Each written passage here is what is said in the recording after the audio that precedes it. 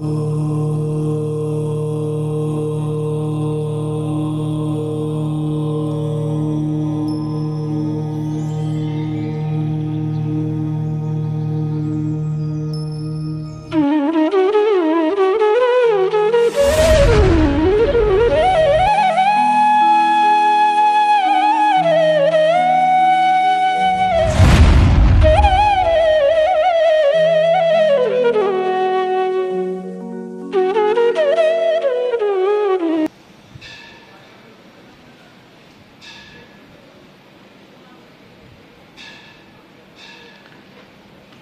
भाव, प्रध्वंसा भाव, अन्योन्या भाव और अत्यंता भाव, इन सब का क्या अर्थ है? अभाव के भेद और अभाव किसे कहते हैं?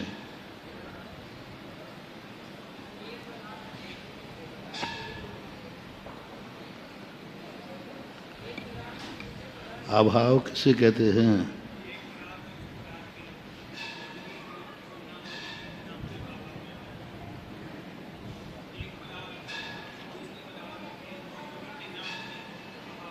ये तो अत्यंत अभाव है, ये तो अत्यंत अभाव है। अभाव, सामान्य अभाव किसे कहते हैं? हाँ? ठीक है, पदार्थ का अर्थ वहाँ एक में दूसरे का अभाव, ऐसा। अपराग भाव, प्रध्वंसा भाव, वही। एक मिनट,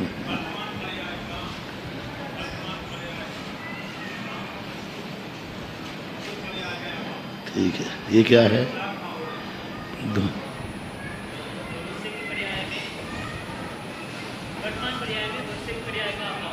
वर्तमान पर्याय में आगामी पर्याय का अभाव,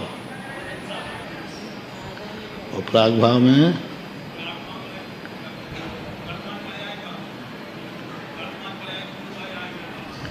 वर्तमान पर्याय का पूर्व पर्याय में अभाव। ये क्या है? प्राग भाव। जैसे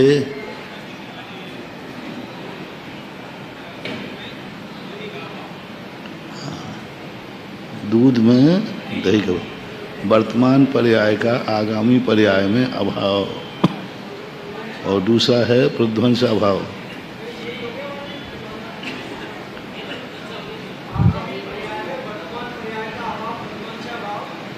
नहीं, इसमें दिया था ना, आगामी पर्याय में वर्तमान पर्याय, आगामी पर्याय में, हाँ हाँ,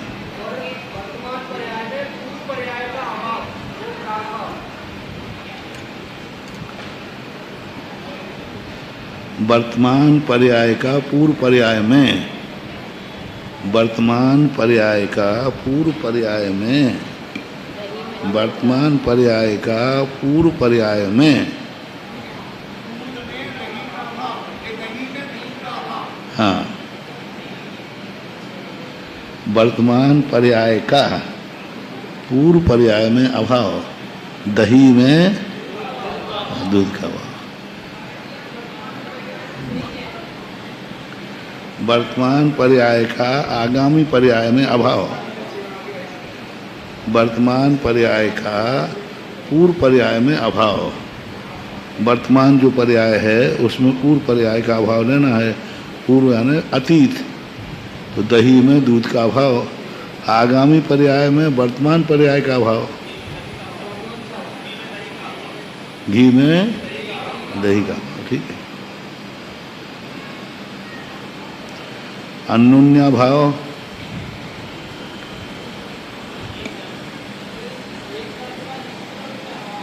ये तो अत्यंत भाव है।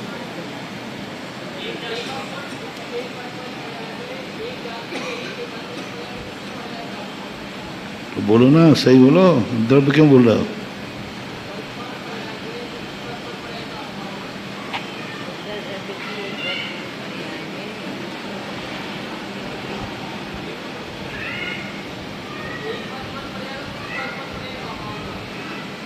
एक पर्याय का दूसरी पर्याय में अभाव, जैसे एक पुद्गल की पर्याय है, दूसरे पुद्गल की पर्याय में उसका अभाव है।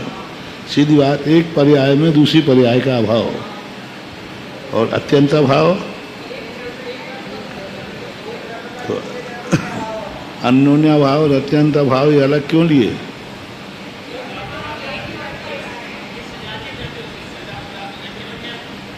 अच्छा, एक ही भी नहीं बनेगा क्या? ज्ञान का दर्शन में अभाव, कौन सा भाव?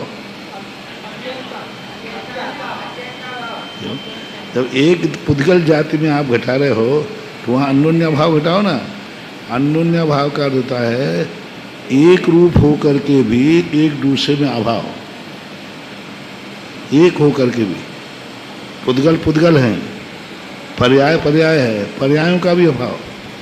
जैसे सिद्ध में मुनि पर्याय का अभाव है, अपनी पूर्व पर्याय का अभाव, वर्तमान पर्याय का भाव, पर्याय पर्याय का भी भाव। अन्योन्य भाव का अर्थ होता है एक होकर के भी उनकी पर्यायों में अंतर होना है। एक ही जाति की है, एक सब कुछ है, इसलिए अन्योन्य भाव। अन्योन्य भाव की जरूरत ही नहीं थी, अत्यंत भाव रहते।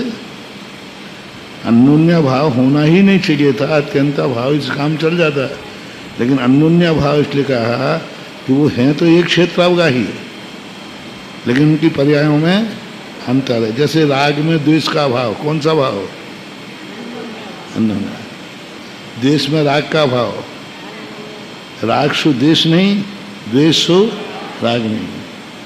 अब काल की अपेक्षा प्राग भाव प्रध्वंसा भाव, जैसा ले लो, प्रध्वंसा भाव काल की अपेक्षा रखते हैं और अन्योन्य भाव कार्य की अपेक्षा रखता है। इस कार्य में उस कार्य का भाव, काल से मतलब नहीं है।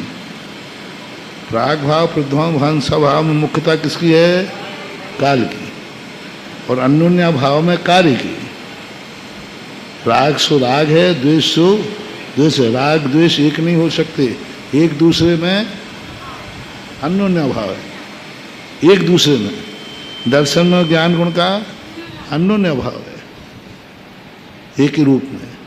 हमारी खुद की पर्याय, एक समय पहले की पर्याय तो वर्तमान पर्याय में अन्योन्य भाव, सब अन्योन्य भाव। और इसी में काल की वक्षा बना लेंगे तो प्राग भाव प्रध्वंसा भाव बन जाएगा। वर्तमान पर्याय में ग्रस्त पर्याय का अभाव प्राग भाव हो जाएगा। सिद्ध भगवान में मुनि पर्याय का अभाव, मुनि पर्याय में मुनि पर्याय का सिद्ध पर्याय में अभाव।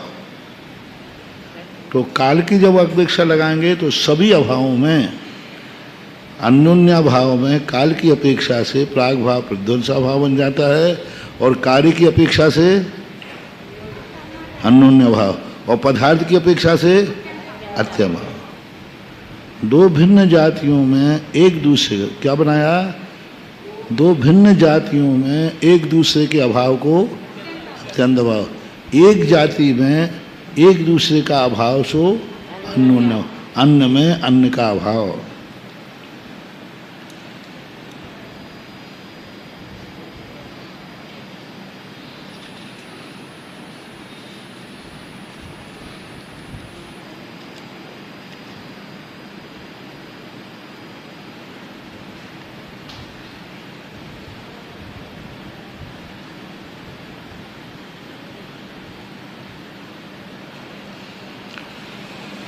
दर्शन किसको होता है और कब होता है? दर्शन कब होता है और किसको होता है?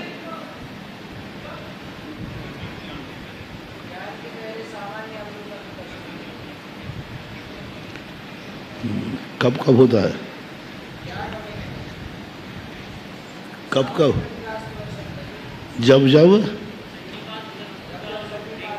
जब जब ज्ञान होता है तब तब। किसको होता है?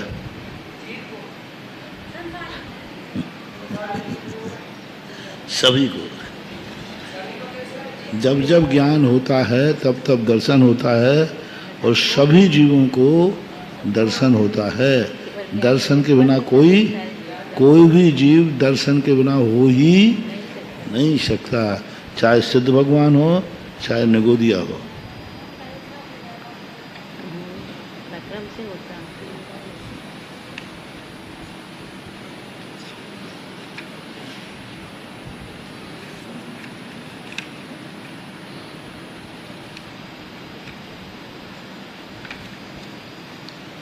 चलो हो गया था। तीसरा अध्याय करते हैं। जीव के कितने भेद हैं? 2।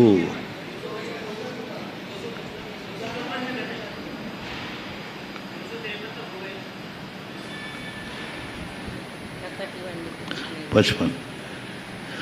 प्रकृति प्रदेश बंद हो गया था। कर्म के प्रकृति के कितने भेद हैं?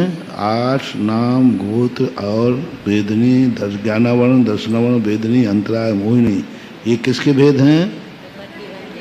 प्रकृति बंध के भेद हैं। प्रकृति कहो या प्रकृति बंध कहो। प्रकृति, प्रकृति किसे बोलते हैं? नेचर, स्वभाव। ज्ञान आवरणी प्रकृति क्यों है? क्योंकि ज्ञान का आवरण करना ही जिसका स्वभाव, इसलिए ज्ञानावरण है।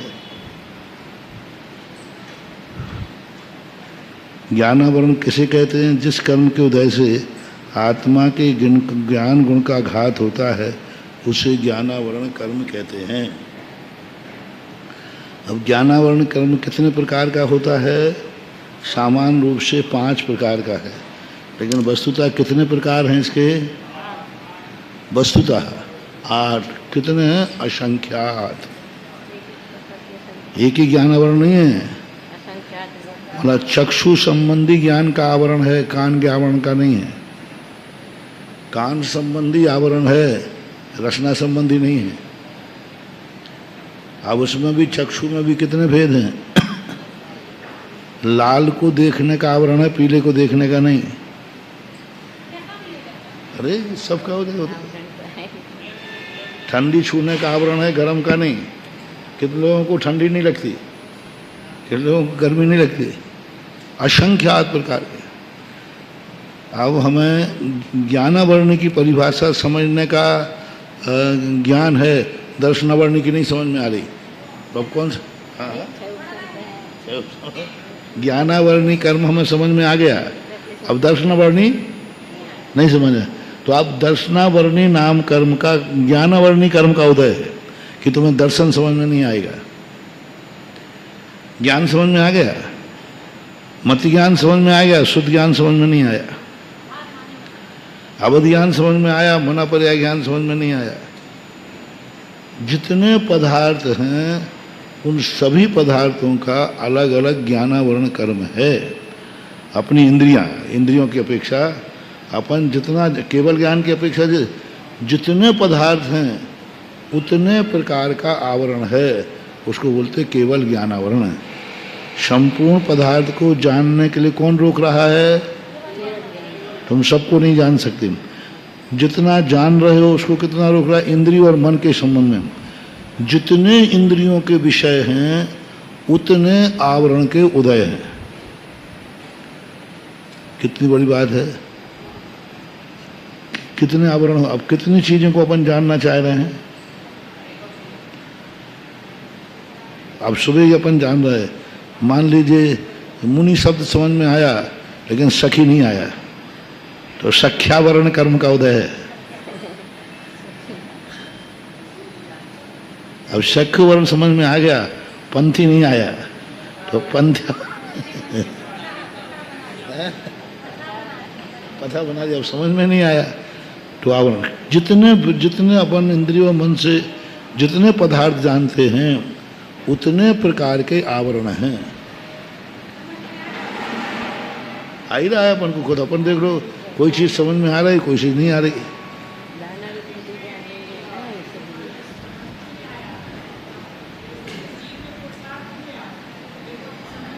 तो छवसम हो गया, आवरण हटा लिया। टेंशन तो किया कि नहीं?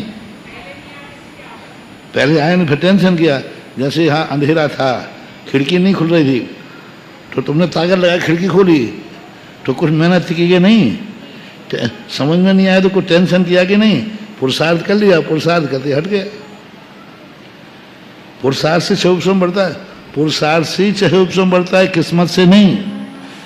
एक दिन कितनी बड़ी भाग्य के ऊपर बात चर्चा आई थी ना, भाग्य से कभी, भाग्य में कुछ भी नहीं लिखा है, भाग्य में तो अवरोध लिखा है, भाग्य में तो पाप लिखा है। कौन सा कर्म है जो मंदिर ले जाता है? बता दो कोई कर्म हो। कौन सा कर्म है जो माला फेरने को कहता है? कर्म बताओ। कौन सा कर्म है जो सामायिक करने को कहता है? छुदा कर्म तो है, रोटी तो मिलते है। पूजा करने को कौन से कहता है? रोटी खाने की तो कहता है। कौन सा कर्म? छुदा वेदनी नहीं, ऐसा तो नहीं, छुदा वेदनी, हाँ वही ऐसा था, ले लो। छुदा वेदनी कर्म क्या कह रहा है? रोटी लाओ। अब कौन सा कर्म जो कहता है पूजा करो? त्रिसावर्णी कर्म का कहता है पानी लाओ, अपना त्रिसावर्णी कर्म कहता है। अब कौन सा कर्म जो कहता है अभिषेक करो? जैसे अपन को पानी नहीं मिले तो वेदना होगी कि नहीं? ऐसा कर्म बताओ कि तुमने अभिषेक नहीं किया तो वेदना हो जाए। यदि ऐसा नहीं, वो तलब है, वो एक नियम का है। यदि ऐसा हो जाए तो जैसे पानी के बिना कोई नहीं रहता है, ऐसा अभिषेक के बिना भी कोई नहीं रहेगा। वो नियम की बलिहारी, कर्म की नहीं। वो संकल्प है, वो संकल्प शक्ति, उसी को तो मैं बता रहा हूं कि किस्मत से नहीं है वो नियम। किस्मत नहीं तड़फा रही उसको, उसकी संकल्प शक्ति तड़फा रही है।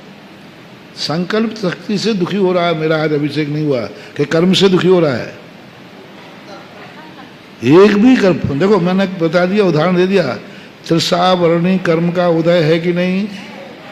अपन को प्यास लगती है और उससे अपन पानी पी लेते हैं, लेकिन अभिषेक वर्णी कर्म का उदय बताओ, जिस कारण से अभिषेक इतनी वेदना हो कि अभिषेक करने के बाद ही शांत होगी। जैसे पानी पीने के बाद, जैसे रोटी खाने के बाद अपनी भूख शांत होती ना, ऐसे पूजा करके ही शांत होगी। वो पूजा नहीं करेगा तो मर जाएगा, जैसे भोजन के बिना मर जाएगा। है ही नहीं, है नहीं, एक भी कर्म नहीं। लोग कहते किस्मत में जो लिखा, अरे किस्मत है क्या चीज? क्या लिखा है किस्मत में? कुछ भी नहीं लिखा। किस्मत में तो दुख ही दुख लिखे हैं, सुख तो लिखा ही नहीं है। महाराज जी पुण्य कर्म में फिर क्या होगा? पुण्य कर्म के उदय से वस्तु की प्राप्ति होगी, वस्तु की इच्छा। मंदिर जाने का भाव पुण्य कर्म से नहीं आएगा, मंदिर का दरवाजा पुण्य कर्म के उदय से मिलेगा। मंदिर जाने का भाव, जैसे रोटी खाने का भाव कर्म ने दिलाया कि नहीं? वेदना ने। हाँ। ऐसा कौन कर्म है जो मंदिर की याद दिला रहा है? अरे मुझे मंदिर जाना है। अब उसमें क्या करेगा? हाँ, अब मंदिर जाने का भाव क्षोभ संभाव है। क्षोभ समय ने हमने खुद किया है, अब मंदिर खुला मिल जाए, ये पुण्य का उदय है। आचार्य ज्ञान सागर महाराज ने लिखा कि जितने भी धर्म के भाव हैं वो व्यक्ति अपने पुरुषार्थ से करता है, इसलिए धार्मिक सभी भाव क्षोभ संभाव शुभ उपयोग आदि, लेकिन उसकी वस्तु उपलब्धि पुण्य से हो, अन्यथा नहीं मिलेगी। मुनि बनने को भाव हुआ लेकिन गुरु नहीं मिलेगा, पुण्य का उदय नहीं। गुरु का मिलना पुण्य कर्म है, लेकिन गुरु को मिलने का भाव आना ये क्षोभ समय। माला फेरने का भाव आना, हम माला फेरने का अनुकूल स्थान नहीं मिलेगा, तुम्हारा पुण्य का उदय नहीं है। लेकिन सामायिक करने का भाव हमारा पुरुषार्थ है। अब सामायिक के योग्य स्थान मिल जाए, अरे बढ़िया स्थान मिलेगा, बहुत बढ़िया मन लगेगा, अब ये पुण्य है। तो इसलिए किस्मत के भरोसे कुछ नहीं है। अपन जितना कमा लें उतना खा लें। धर्म क्षेत्र में कोई किस्मत कोई काम नहीं करती।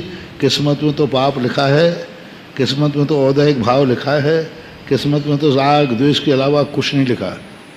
क्या लिखा है किस्मत में?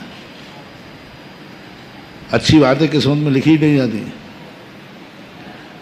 अब ये सब कुछ है, हमें करना है। इसलिए हमने कहा कि कोई भी कार्य प्रारंभ करते समय किस्मत यदि बीच में आ गई समझ लेना तुम्हारा कार्य सफल नहीं होना। काई किस्मत है, हम करेंगे तो होगा, हम पढ़ेंगे तो याद होगा, अब पढ़ेंगे ही नहीं तो ठीक है, पढ़ने में विघ्न डाल सकता है कर्म, पढ़ा नहीं सकता। चलो और ले लीजिए, कर्म कौन सा है जो हमें पढ़ाने की प्रेरणा देगा? कर्म बताना, छह उपसम। लेकिन कर्म विघ्न डाल सकता है कि नहीं? कर्म पढ़ने नहीं देगा, ये तो पक्का है, याद नहीं होने देगा। लेकिन ऐसा कोई कर्म नहीं है जो तुम्हें कहे पढ़ो, पढ़ेगी नहीं। हाँ, विघ्न जरूर डाल सकते कि तुम पढ़ना चाहोगे, वो पढ़ना नहीं देगा। तुम मरना चाहोगे, कुछ भी विघ्न आ जाएगा, ये कर देगा ऐसा।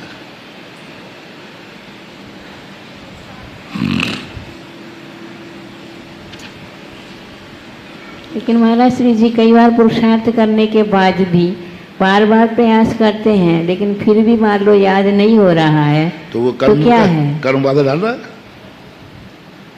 इतना पुरुषार्थ करते, बार बार पुरुषार्थ करते तो हैं, कर्म बाधा डाल रहा है। कर्म का काम पढ़ाना नहीं है, बाधा डालना है। कह दिया मैंने, फिर दिखा, यही तो कह रहा हूं मैं। कर्म हमें कुछ नहीं करा सकता, हमारे कार्य को रोक सकता है। हम जो किस्मत भरोसे बैठे ना, हमारी किस्मत में क्या लिखा है? तुम्हारी किस्मत में बाधाएं लिखी हैं। वो बाधा डालेगा तो पढ़ने नहीं देगा, तुम्हें याद नहीं होने देगा, हैं? पर छूट जाएगा। पढ़ने की प्रेरणा कर्म देगा क्या? हाँ, कर्म रोक देगा, तुम्हें याद ही नहीं कर, समझ में नहीं। अभी मैंने कहा ना कि तुमने समझना चाहे कि ये रूप हमें समझ में आ जाए, नहीं आएगा, दूसरे दिन आ जाएगा। वही चीज थोड़ी देर बाद रुक कर करो, समझ में आ जाती है।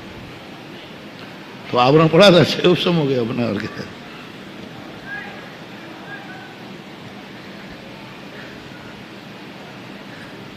इसलिए ज्ञानावरण दर्शनावरण के जो है, ये ज्ञानावरण के कितने भेद हैं? 5 भेद कहे। वस्तुतः पूछा जाए, एक एक ज्ञान के आवरण के असंख्यात भेद हैं। दर्शनावरण कर्म के कितने भेद हैं? चक्षु दर्शनावरण, अचक्षु दर्शनावरण, अवधि दर्शनावरण, केवल दर्शनावरण, निद्रा, पिछला, स्थान गृद्धि। इस प्रकार के ये दर्शन के कहे 9 हो गए। दर्शन के नहीं,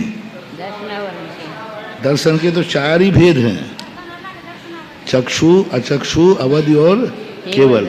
लेकिन दर्शनावरण है,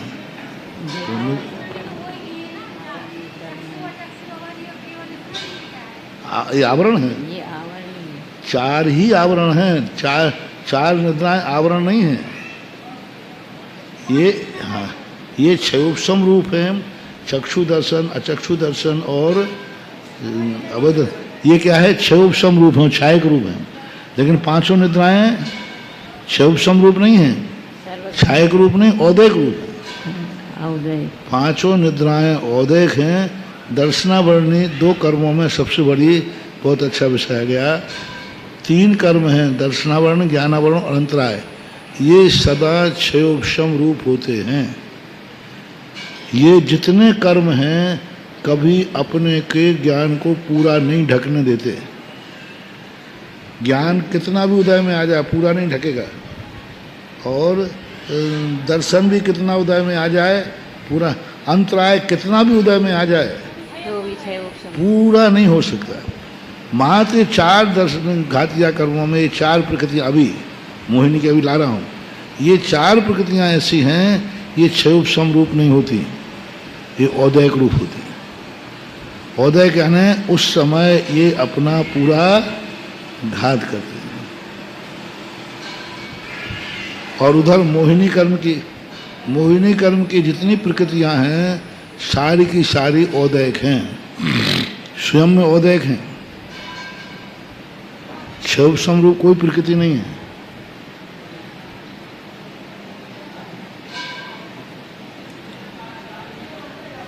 उसके उदय में 6 उपसम भाव होता है। सम्यक प्रकृति से 6 उपसम भाव नहीं है। वो 6 उपसम भाव नहीं, वो तो उदय रूप है। उसके वो 6 उपसम भाव में बाधक नहीं है। ज्ञानावरण, दर्शनावरण, ये 6 उपसम रूप हैं। हाँ, इनके उदय से क्षय उपशम नहीं हो रहा है, ये वस्तुतः स्वयं क्षय उपशम है, लेकिन मोहिनी कर्म इनसे क्षय उपशम नहीं होता। वो तो स्वयं तो औदैक भाव हैं, लेकिन कुछ मोहिनी कर्म की प्रकृतियां ऐसी हैं जो चारित्र मोहिनी के दर्शन मोहिनी को क्षय उपशम में बाधक नहीं है। क्षय उपशम सम्यक दर्शन सम्यक प्रकृति के कारण होता है, सम्यक प्रकृति के कारण होता है या दर्शन मोहिनी के अभाव के कारण होता है। सम्यक प्रकृति के क्षय उपशम कारण नहीं है, सम्यक प्रकृति का उदय है।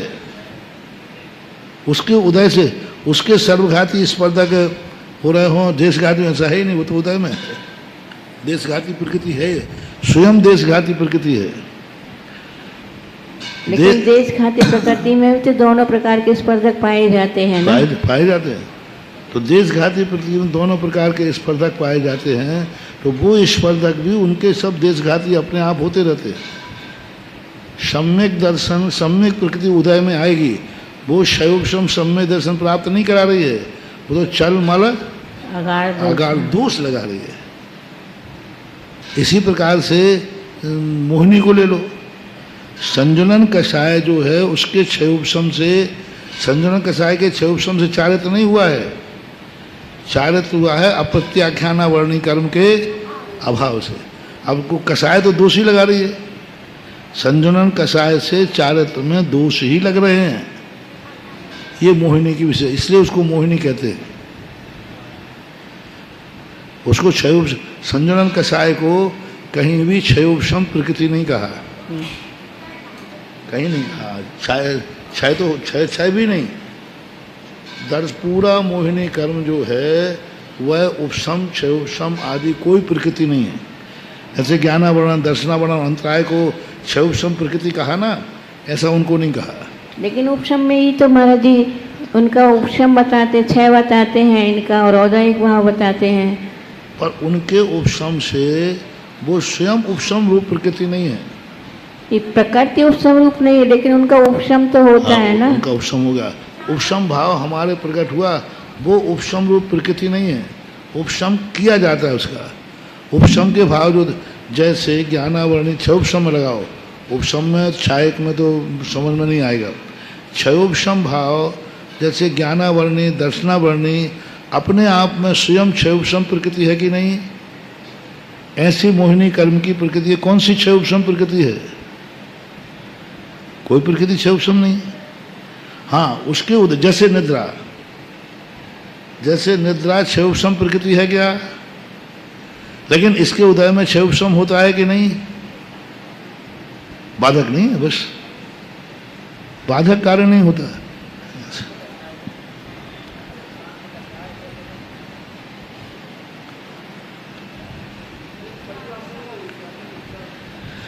तो इस प्रकार से निद्रा पिछला आदि जो प्रक्रिया हैं ये सब हमेशा बाधित ही करती हैं, हमेशा उदय रूप ही रहती है।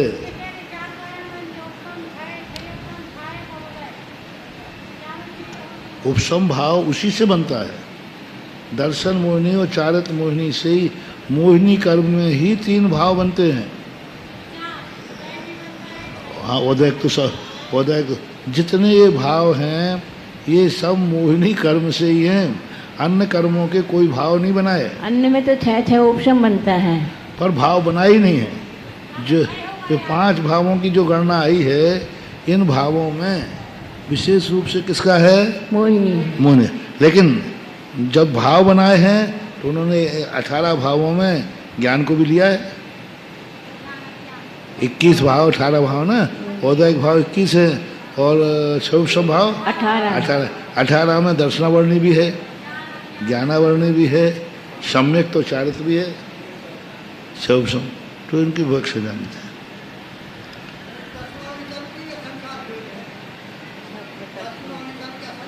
सबके कान कितने प्रकार का है? कान कितने प्रकार के? जितने प्रकार के कर्णेंद्रिय जीव हैं उतने प्रकार के क्षयोपशम हैं। प्राण। आँख कितने हैं? जितने प्रकार की आँखें हैं उतने प्रकार के हैं। रचना कितनी है? जितने जीव की रचनाएं हैं उतने प्रकार के रस हैं। सबका सूक्ष्म भिन्न भिन्न होता है, एक का एक से होता है। घ्राण भी सबकी अलग अलग है, किसी की बहुत तेज होती है, किसी की कम होती है। तो ये सब मानना चाहिए।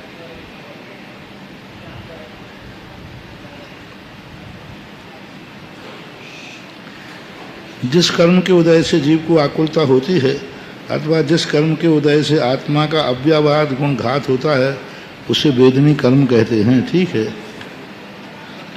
जिस कर्म के उदय से आकुलता होती है। अब यहाँ ये ध्यान रखना, जिस कर्म के उदय से आकुलता होती है, यहाँ अशाता की बात नहीं कही जा रही। तो इससे सिद्ध है वेदनी कर्म क्या करता है? चाहे भली साता हो। हाँ, असाता की आकुलता तो अपन सबको पता है। साता की आकुलता बताओ। साता की आकुलता वेदनी कर्म किसे कहते हैं? हाँ, गिर जाओ वहीं।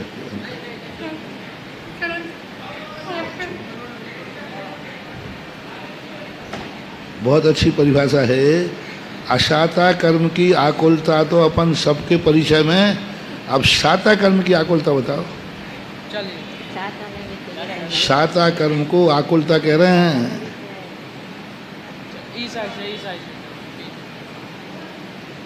शाता कर्म की आकुलता बताओ।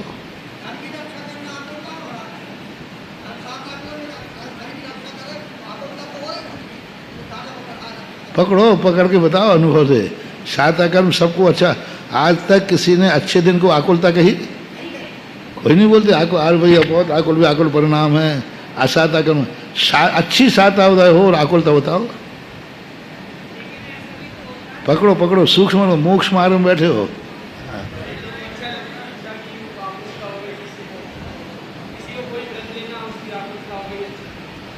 अच्छी हवा चल। हाँ, मजा आ रहा। अच्छा है, बीच में मत आओ, हटो यहाँ से। अरे आकुलता ही तो होगी। अच्छी धूप आ रही, बहुत आ रही, चलो बाहर बैठते हैं, धूप आ गई। तो अशाता की आकुलता थी। नहीं, वो अशाता की आकुलता। शाता की आकुलता अच्छा भोजन मिल जाए तो खाने की आकुलता नहीं, खाने की आकुलता। अच्छा अच्छा है ना, हाँ ये ठीक है, मैं खा रहा हूँ। तो खाने का भाव आया कि नहीं? आकुलता हो गई। अच्छा स्थान, हाँ नहीं यहीं बैठता हूँ, तो बैठने की आकुलता हो गई। सब आकुलता में, हाँ, सब आकुलता में। बहुत बढ़िया मौसम है, हाँ हो गया खत्म, बस बंद हो गया, आकुलता हो गई। अच्छा मौसम है जो पास करना तो ये कितना बढ़िया, देखो क्या सुंदर गार्डन लगना, आकुलता हो गई। आकुलता, और क्या सुंदर पंडाल बना, आकुलता हो गई।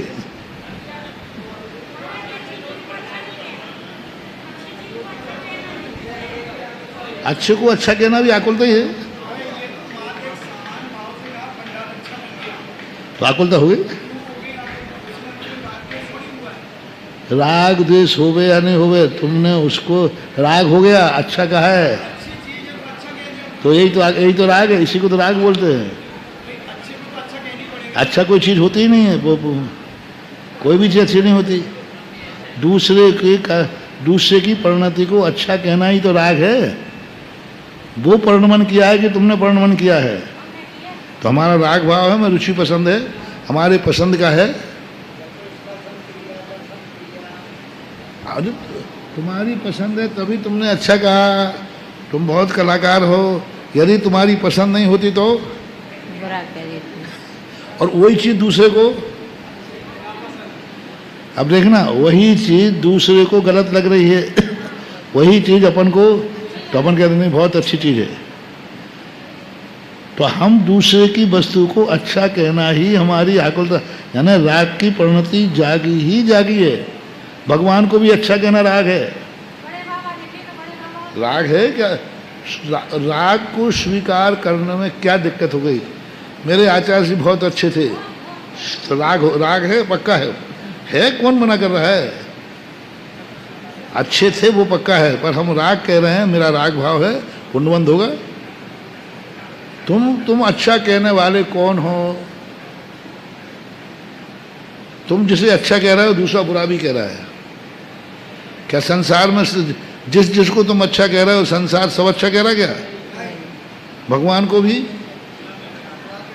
कितने लोग भगवान की बुराई कर रहे हैं? भगवान है ही नहीं। मारिश कह रहा है लो साहब, सारी दुनिया में सब उनको भगवान को क्या कह रही है? अच्छा। और मारिश क्या कह रहा है? सूर्य को सब अच्छा कह रहा है। उल्लू। तो हम अच्छा क्यों कह रहे हैं? हमें अच्छे लग रहे हैं। राग भाव आ गया। राग ही आकुलता है। पुण्य क्रिया किसी भी क्रिया को ये मत सोचो कि नहीं हम तो अच्छे भाव को अच्छे कह रहे हैं और भगवान को अच्छा कहने में कौन सी बुराई है। नहीं, जब तक भगवान को अच्छा कहते रहोगे तब तक तुम्हारा शुद्ध उपयोग बनने वाला नहीं। सुनो सुनो, अच्छे को अच्छा जब तक कहते रहोगे तब तक केवल ज्ञान नहीं होना, शुद्ध उपयोग नहीं होने वाला।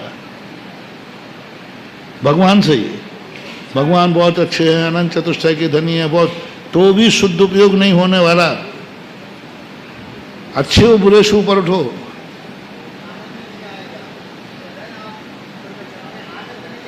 आनंद नहीं आएगा। हैं? समता समता। देखो एक बात और भी सिखाई थी उस दिन, समता भाव अलग है और आनंद भाव अलग है। समता भाव हमारी मजबूरी है।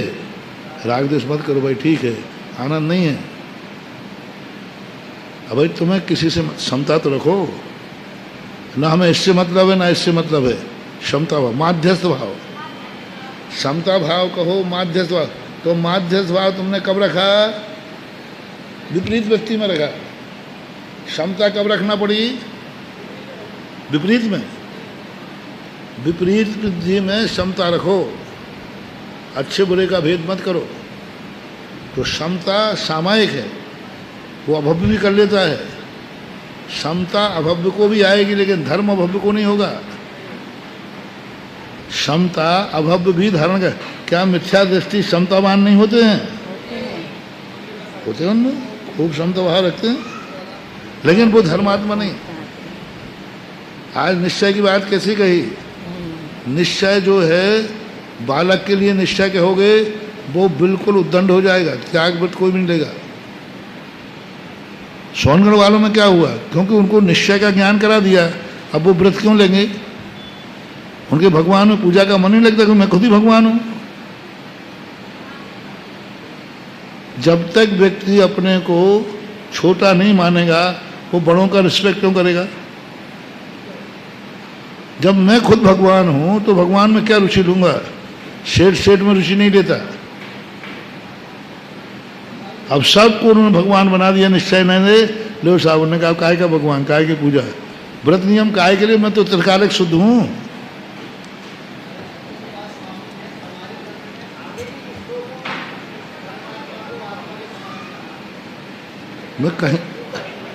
मैं कहीं निश्चय का मैं कभी विरोधी नहीं हूं। अमीरी कब दिखाओ? जब वो नौकरी ज्वाइन करने जाने लगे। कहाँ जा रहा है? कहाँ जा रहा है? नौकरी ज्वाइन। अरे क्या करेगा, जितने की तो कमा के लाएगा ना उतना तो पकड़े। और यही पहले बता देते तो वो पढ़ाई ही नहीं करता। जब तक अपने आप को गुणहीन नहीं मानोगे, गुणवानों के प्रति आपका आदर भाव आएगा ही नहीं, कितने प्रयास करो। गुणहीन मानना ही पड़ेगा तब गुणवान के प्रति आदर भाव आएगा। जब मैं खुद ही गुणवान हूं तो काय का आदर भाव आएगा? ही ना दी। हाँ, एक आज विवाह का प्रसंग दूसरा था, वो आ गया बीच में।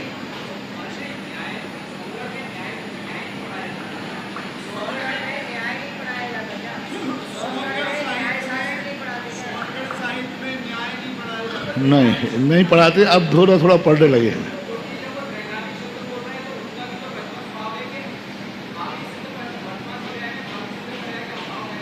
नहीं मानते वो कहते हैं सब भाव पर्याय करते हैं। वो कहते हैं सब पर्याय हैं, मैं तो द्रव्य हूँ, पर्याय हूँ ही नहीं, क्यों पर्याय मिटती है। वो कहते मैं पर्याय मानते ही नहीं, पर्याय हूँ ही नहीं मैं, पज्जय मूढ़ो मूढ़ा।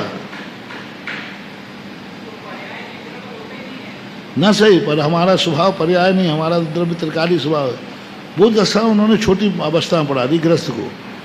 वो दशा थी उस समय जब वो मुनि पूर्ण प्रकार के पापों से निवृत्त हो गया, तब उस समय उसको बताओ कि अब तू कहाँ जा रहा है। बोले भगवान की पूजा करने। काहे का जा रहा है, तू खुद ही पूज्य बन गया। अभी वो अपूज्य है और कह दिया कहाँ जा रहा है। जब वो खुद ही भगवान बनने की शक्ति है तो कहाँ भगवान के पास जा रहा है। ध्यान में बैठ जा, तू खुद ही भगवान बन जाएगा।